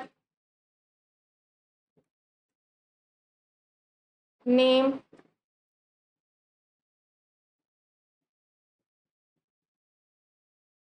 ठीक है, कार्ड नंबर C1 C2। अब ABC, हाँ L और M। ठीक है, अगर मैं यूजर को कंबाइन करूंगी बोरो के साथ, BID, कार्ड नंबर और DOI, कार्ड नंबर C1। ठीक है, कार्ड नंबर C1 आपका क्या है, C1 B1 B2। अब यहाँ पे क्या आएगा, B3, ये C2 ने लिया है, डेट ऑफ इशू 16 17 18। अगर मैं यूजर और बोरो के बीच करती हूं तो मुझे क्या पता चल जाएगा, कौन सी यूजर ने कौन सी बुक आईडी, मतलब कौन सी बुक बोरो की है थ्रू BID। मुझे एक और टेबल मिलेगी जिसमें card number, name, city, BID और DOI। कार्ड नंबर है C1, नेम है ABC, सिटी है L, BID है B1, डेट ऑफ इशू 16। अब कार्ड नंबर है C1 ABC, अब सिटी है L, बुक आईडी है आपकी B2 और ये हुई थी 17। कार्ड नंबर है C2। ठीक है, कार्ड नंबर आपका C2 हो गया। अब ये है DEFM B3 18। यानी कि इतना करने से मुझे पता लग गया कि कौन से पर्सन ने कौन सी बुक लिया। अब अगर मैं इसका नेचुरल ज्वाइन कर दूं बुक के साथ, अब देखो बुक वाली टेबल देखो, एक BID, title, year of publication, B1 B2 B3। Title क्या है, XYZ। 20, ईयर ऑफ पब्लिकेशन जब वो सप्लाई हुई तो 12 13 4, कुछ भी रैंडम, हम तो नाम ये डाल रहे हैं। अब मैं अगर इनका करती हूं तो अब क्या होगा, एक और टेबल जनरेट होगी। वो टेबल क्या होगी, कार्ड नंबर, देखो इन दोनों को कंबाइन करेंगे, एक नॉर्मल BID जो कॉमन होता है तो वो एक बार आता है, card number, name, city, BID, DOI and आपका टाइटल और ईयर ऑफ पब्लिकेशन। अब मेरे पास कार्ड नंबर है C1, नेम क्या है ABC, सिटी क्या है L, BID है B1, डेट ऑफ इशू है 16। B1 में टाइटल X और ईयर ऑफ पब्लिकेशन 12। अब C1 ABC, आपकी सिटी क्या है L, BID क्या है B2, डेट ऑफ इशू क्या है 17। B2 पे टाइटल क्या था Y और यहाँ आ गया 13। ठीक है, फिर आएगी कार्ड नंबर C2, ये क्या है DEF है, सिटी है M, BID है B3, ये है 18, इसका टाइटल है Z। यानी कि अब मुझे सबका, हर एक पर्सन ने कौन सी बुक ली है और उसका टाइटल क्या है मुझे सब पता चल चुका है। तो मुझे टाइटल किसका निकालना है, सबसे पहले मुझे टाइटल निकालना है जिसका नेम क्या है ABC। इतना लिखते ही सिर्फ मुझे ये हट जाएगा, मुझे सिर्फ क्या मिलेगा, ABC के बारे में मिल जाएगा सारा डेटा। पर मुझे ABC का सारा डेटा चाहिए नहीं। अब मुझे क्या निकालनी है, सप्लायर निकालने हैं, जिन्होंने सप्लाई की है सारी बुक जिनका of same title issue to ABC, same title जो इशू हुआ है ABC को। अब देखो अब जो है टाइटल, ABC का टाइटल निकालते हैं। अब ABC का टाइटल क्या है, मेरे पास एक और बुक, एक और आ जाएगी एबीसी का टाइटल है एक्स एंड, ठीक है, यानी कि एबीसी ने जितनी भी बुक्स ली हैं उनका टाइटल एक्स एंड वाई है, ठीक है। अब आपके पास क्या है, इतना कर लिया, इतना इसे रब कर देते हैं।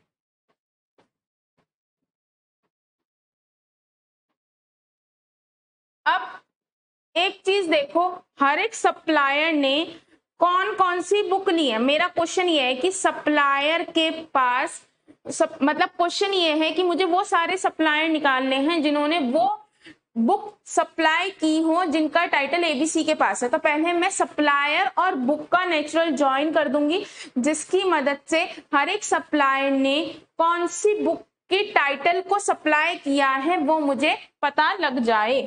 तो ये एक अलग है, इसकी मदद से मुझे टाइटल मिल गया। अगर मैं लिखती हूं सप्लाई बुक, अगर मैं सिर्फ इतना लिखती हूं तो इतने से क्या होगा, ओ सॉरी ये तो काम का था, अब आएगा सप्लाई और बुक। तो मेरे पास BID,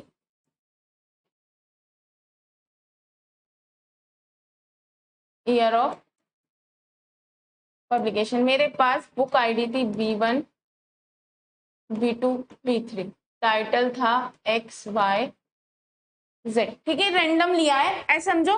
ये जैसे एन एग्जांपल है, ईयर ऑफ पब्लिकेशन कुछ भी 16 17 18 ये ले रही हूँ शायद मैं, है ना, ये एक बार देख लेते हैं।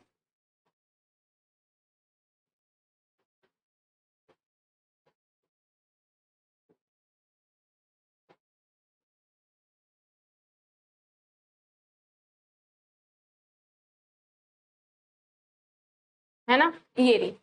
तो मेरी बुक कहाँ गई, अच्छा बुक तो हमने यूज नहीं की थी, बुक कहाँ है, ये रही। तो इसी से ही कर लेते हैं ताकि हमें कंफ्यूजन ना हो। This is my book table,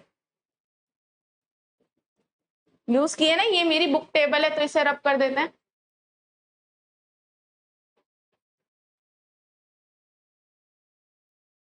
तो मैं क्या करती हूँ, बोरो और सप्लाई और बुक के बीच में नेचुरल जॉइन। तो मेरे पास बुक आईडी B1 B2 है और ये ईयर ऑफ पब्लिकेशन है। अब सप्लाई,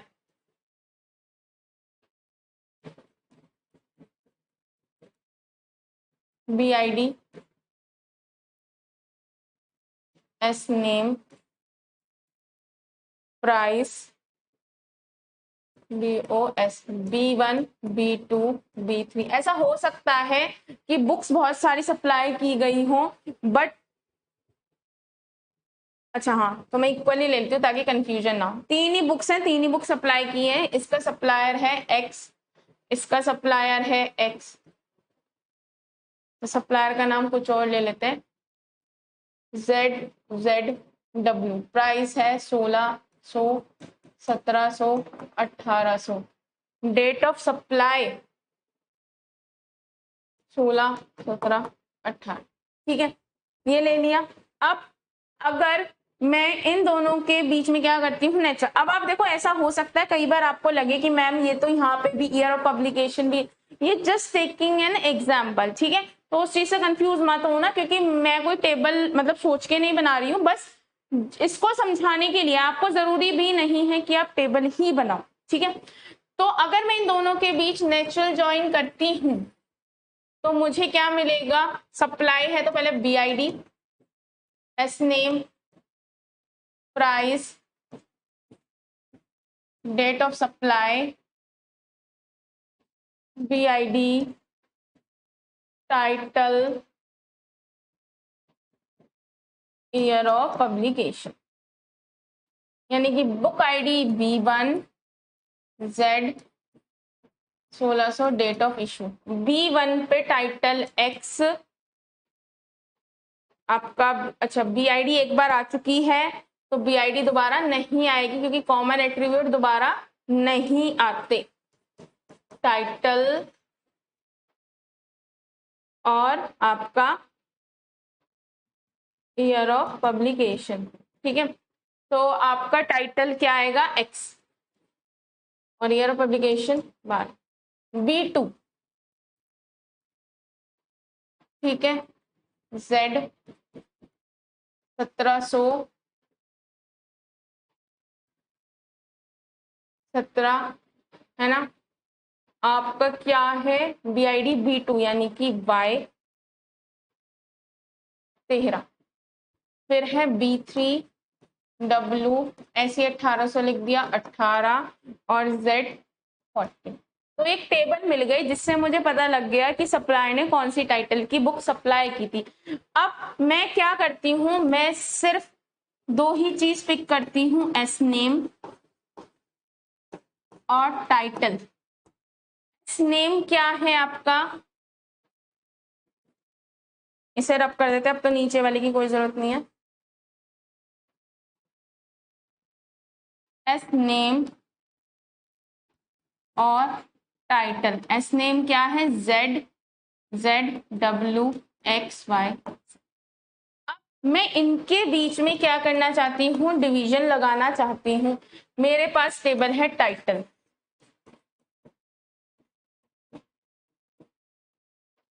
ठीक है, XY, आपके पास XY टाइटल आया सिर्फ। अब मैं डिवीजन करूंगी तो देखो ये इसका सबसेट है, टाइटल है, यहाँ पे टाइटल अवेलेबल है, XY दोनों किसके लिए अवेलेबल है, Z के लिए।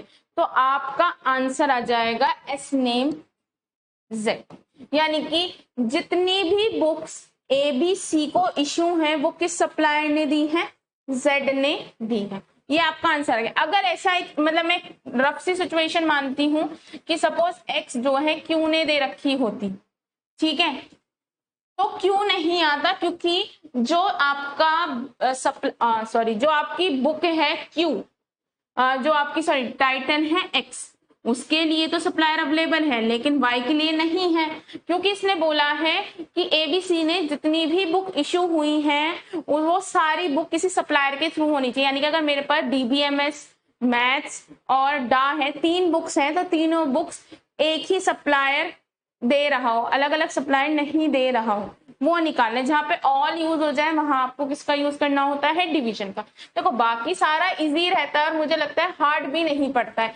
बेसिकली जो थोड़ा सा हार्ड पड़ता है वो डिवीजन, लेकिन जब आप क्वेश्चंस करेंगे, देखो आपको क्वेश्चन प्रैक्टिस कैसे करने हैं, सिंपली जो लिखा हुआ है उसकी टेबल बना लो एक रफली स्टार्टिंग में ही।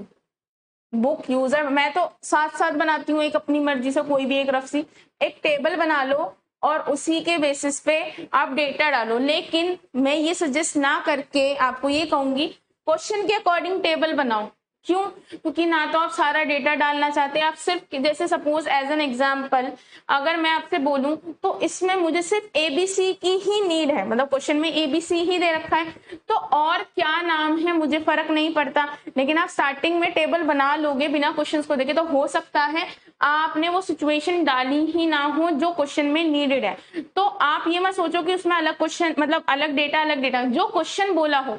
जैसे कि अगर मैं ये वाला क्वेश्चन मानती हूँ, इसमें बोला गया है एबीसी ने जो एबीसी ने एक बुक इशू की है इस डेट में, तो मुझे सिर्फ यूजर टेबल की नीड है, तो भैया मैं यूजर टेबल के बारे में ही एक टेम्परेरी टेबल बनाऊं, उसके बारे में लिख, ठीक है।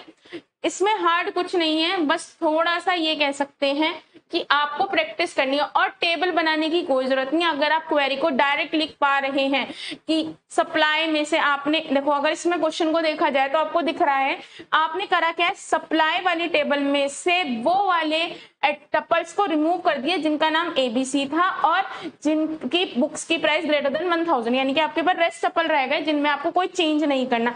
यहाँ आपने चेंज कर दिया उस वाले टपल में जिसका नाम एबीसी है और प्राइस क्या है 1000 से ज्यादा है, और आपने वो चेंज करके इस वाले टपल के साथ यूनियन कर दिया और फाइनल रिजल्ट को सप्लाई में। अगर आपको ऐसे समझ मतलब प्रैक्टिस आ जाती है, करते करते आ जाती है, जैसे अगर मैं बात करूं तो मैं डायरेक्ट क्वेश्चन को देख के समझ पा रही हूँ कि कहना क्या चाह रहा है। आपने यूजर और बोरोवर का ज्वाइन करके एबीसी की बीआईडी निकाली ताकि आप वो पता लगा सको कि कौन से सप्लायर ने सारी बुक सप्लाई की है। जब आप प्रैक्टिस करोगे तो टेबल की कोई नीड नहीं पड़ेगी, आप मुश्किल से एक क्वेरी जो 5 क्वेश्चंस आएंगे वो 5 मिनट में कर लोगे, बट पहले टेबल से ही प्रैक्टिस करना, ठीक है।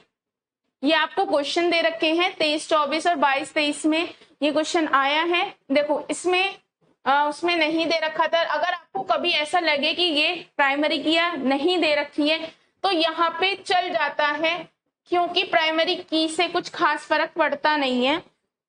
ये थियोरेटिकल कंसेप्ट है कि कैसे वर्क कर रहा है। तो अगर आपको जब क्वेश्चन बनाने आ जाएगा तो स्टूडेंट का रोल नंबर, प्राइमरी की होगा, बुक की ISBN नंबर, स्टूडेंट इशू करता है बुक। ये क्या है, एक रिलेशनशिप है, यानी कि बुक और स्टूडेंट के बीच में क्या होगा, एक रिलेशन होगा। एक स्टूडेंट बहुत सारी बुक इशू करा सकता है और एक बुक बहुत सारी, यानी कि बुक का जो एक, जैसे सपोज फिजिक्स की बुक है, क्या एक ही बच्चा लेगा, बहुत सारे लोग, तो इसलिए M/N का रिलेशन, तो स्टूडेंट की एक टेबल बनेगी, बुक की एक टेबल बनेगी और इशू की, इसलिए इन दोनों का ये प्राइमरी की होगा। अगर आपको प्राइमरी की नहीं लिखा हुआ है तो आपको क्वेश्चन देख के समझ आ जाएगा।